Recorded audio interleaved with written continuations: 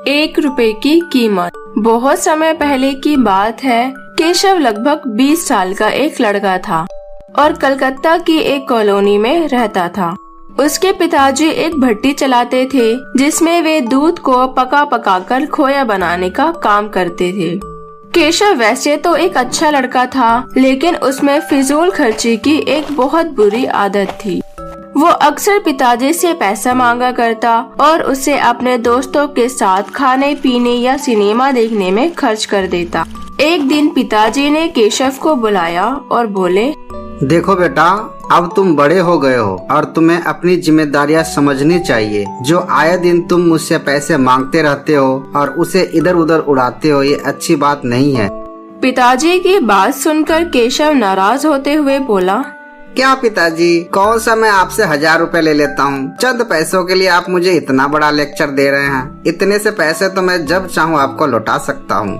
केशव की बात सुनकर पिताजी क्रोधित हो गए, पर वो समझ चुके थे कि डांटने फटकारने से कोई बात नहीं बनेगी। इसलिए उन्होंने कहा, ये तो बहुत अच्छी बात है। ऐसा करो कि तुम मुझे ज्यादा नहीं, बस 1 रुपए रोज लाकर दे दिया करो। केशव मुस्कुराया और खुद को जीता हुआ महसूस कर वहाँ से चला गया। अगले दिन केशव जब शाम को पिताजी के पास पहुँचा तो वे उसे देखते ही बोले, बेटा लाओ मेरे 1 रुपए।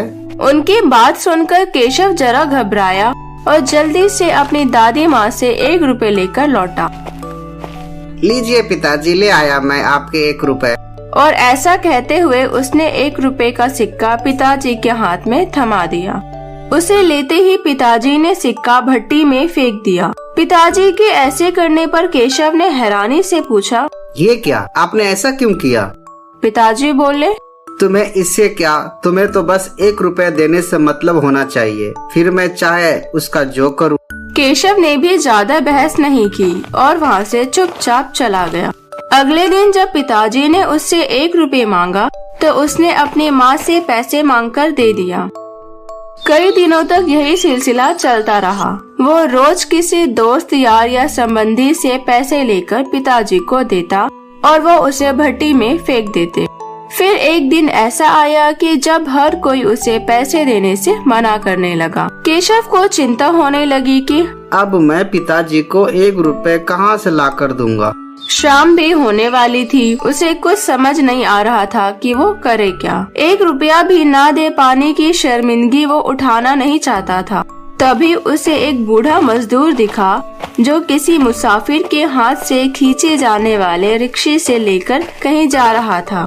उसे देखकर केशव ने बोला, सुनो भैया, क्या तुम थोड़ी देर मुझे ये रिक्शा खींचने दोगे? उसके बदले मैं तुमसे बस 1 रुपए लूंगा। रिक्शा वाला बहुत थक चुका था।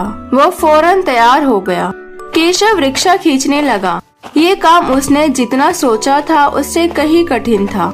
थोड़ी दूर जाने में ही उसकी हथेलियों में छाले पड़ गए, पैर भी दुखने लगे।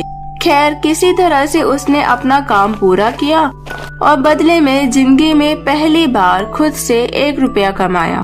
आज बड़े गर्व के साथ वो पिताजी के पास पहुंचा और उनकी हथेली में 1 रुपए थमा दिया। रोज की तरह पिताजी ने रुपए लेते ही उसे भट्टी में फेंकने के लिए हाथ बढ़ाए। तभी केशव ने अपने पिताजी का हाथ थामते हुए बोला, रुकिए पिताजी, आप इसे नहीं फेंक सकते।